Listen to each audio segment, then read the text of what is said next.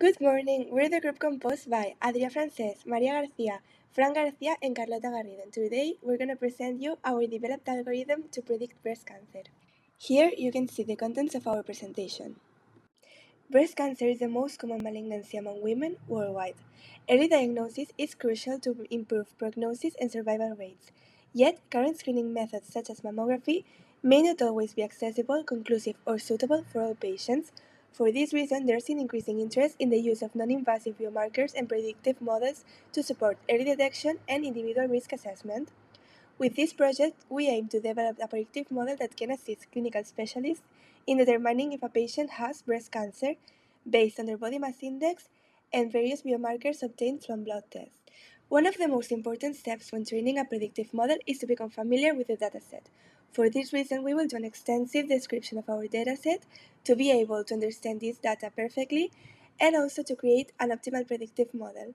From a local hospital, we have obtained 116 blood samples which contain the following features: age of the patient, BMI, which stands for body mass index, glucose, insulin, leptin, adiponectin, and resistin levels in blood, OMA, which stands for homeostasis model assessment index, and MCP1, which stands for monocyte chemoattractant protein 1.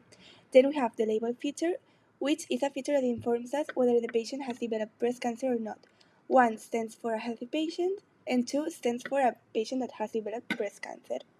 To assess the overall quality of our dataset, we examined our data to check if there were any missing values, zeros, or other anomalies. As you can see, we didn't find any of them. Therefore, we didn't need to make any adjustment. To explore the distribution of our dataset, we began by studying if the groups were balanced. Since we obtained a 45 and 55% distribution result, we considered that we could carry on with our analysis without doing any modifications. To examine how each feature is distributed, we generated histograms for all variables, distinguishing between samples classified as having breast cancer and those that were not. Some distributions appear to be left skewed, but in general they appear to be similar for both classifications, except for age and glucose levels, in which the differences are notable. This already gives us an idea that they may be important features. To examine how each feature is distributed, we generated histograms for all variables, distinguishing between samples classified as having breast cancer and those that were not. Some distributions appear to be left skewed, but in general they appear to be similar for both classifications, except for age and glucose levels, in which the differences are notable. This already gives us an idea that they may be important features. To examine how each feature is distributed, we generated histograms for all variables, distinguishing between samples classified as having breast cancer and those that were not. Some distributions appear to, as we can see in these box plots, there are several features that contain outliers, such as glucose, insulin, HOMA, and adiponectin. It must be taken into account the fact that we are dealing with patients that suffer from breast cancer, which can cause metabolic and hormonal disturbances that explain the altered values. Therefore, outliers may be valuable information for our classification algorithms, so we decided not to remove them. As we can see in these box plots, there are several features that contain outliers, such as glucose, insulin. Dimensionality reduction may improve model performance and interpretability by reducing noise and complexity. To identify the most relevant features for breast cancer prediction, we start by analyzing their correlations, shown in this heat map. There's an almost perfect correlation between insulin and HOMA, and a high correlation between insulin and glucose. To avoid biasing the model, it would be convenient to remove HOMA, as it's also weakly related to the outcome. Additionally, glucose shows the strongest correlation with the outcome, making it the most relevant predictor. To continue with dimensionality reduction, we applied two feature selection methods, select K-best and extra trees classifier. However, their inconsistent results suggested they might not be reliable for our dataset.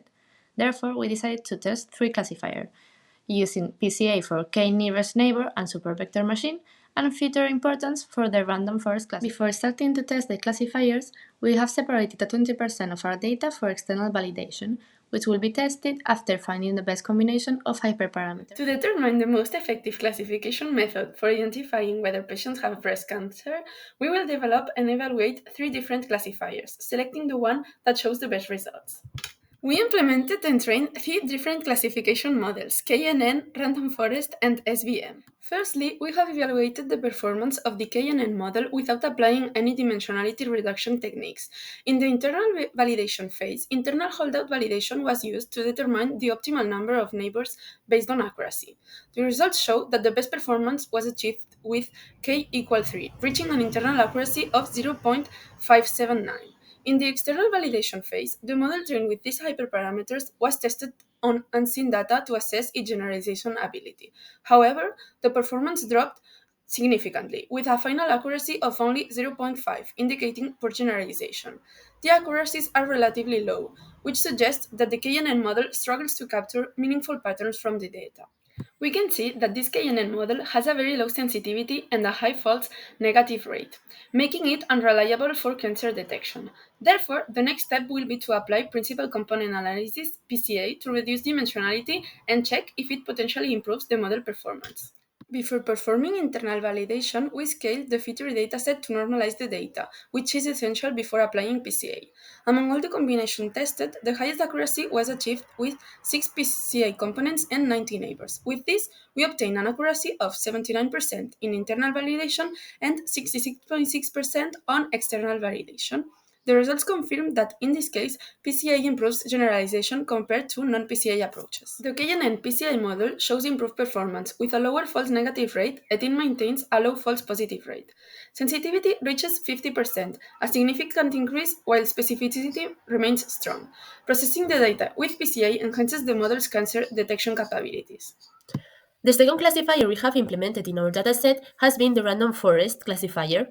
Firstly, the random forest model has been optimized through internal validation using research cross-validation, identifying the optimal parameters, which turn out to be a maximum depth of 2, 5 minimum sample leaves, and 200 estimators. With that, we obtained an accuracy of 67%. And to continue, we will evaluate the feature importance to reduce dimensionality and see if the model performs better with an improved accuracy. For the random forest algorithm, it is more convenient to implement feature selection rather than PCA for dimensionality reduction. To do so, we have first identified the least important features from the dataset, and then we have dropped them from the internal and the external datasets.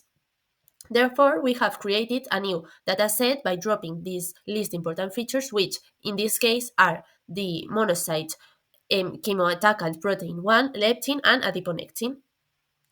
After dropping these features, we did a new research cross-validation to obtain the best hyperparameters. After training the model, we obtained a strong performance with an accuracy of 87.5%.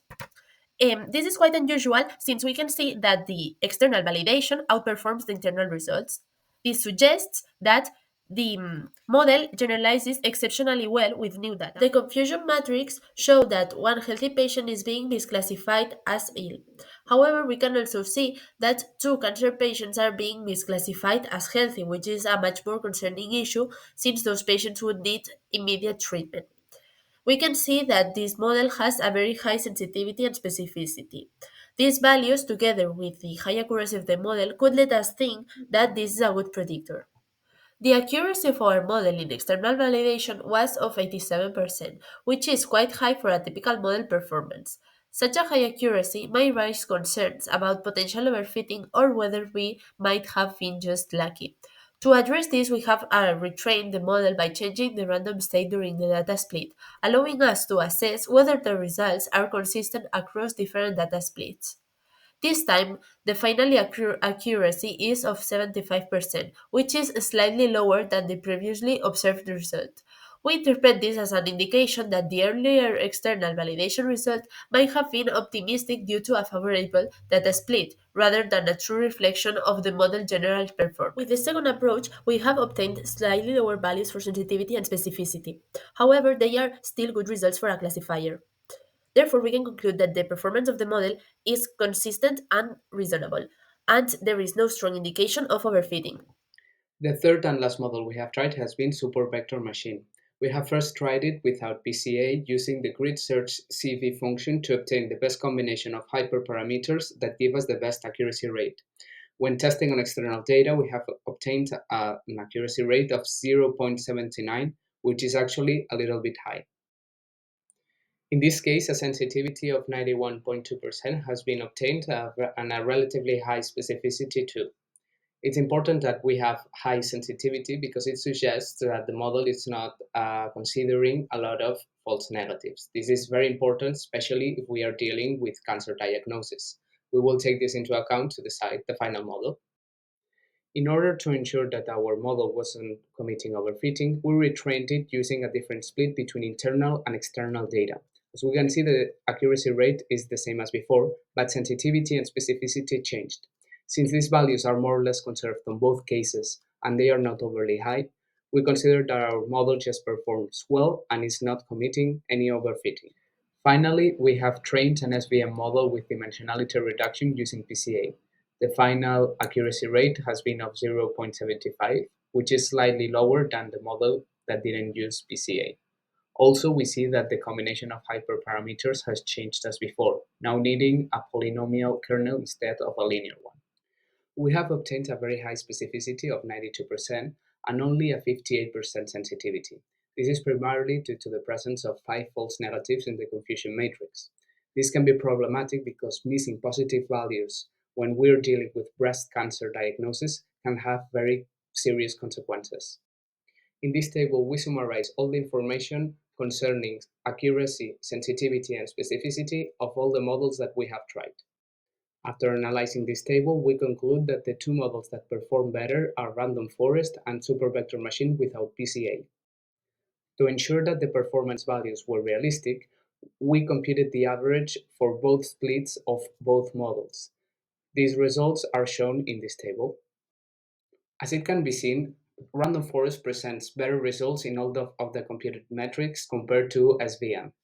Moreover, it presents the possibility of eliminating non-informative features, which can be very useful for doctors that do not have to collect all the necessary data. For these reasons, we conclude that random forest is the best model to classify our dataset between breast cancer and non-breast cancer patients. So this is the end of our presentation. We really hope you found it interesting. So if you have any questions, do not hesitate to ask us.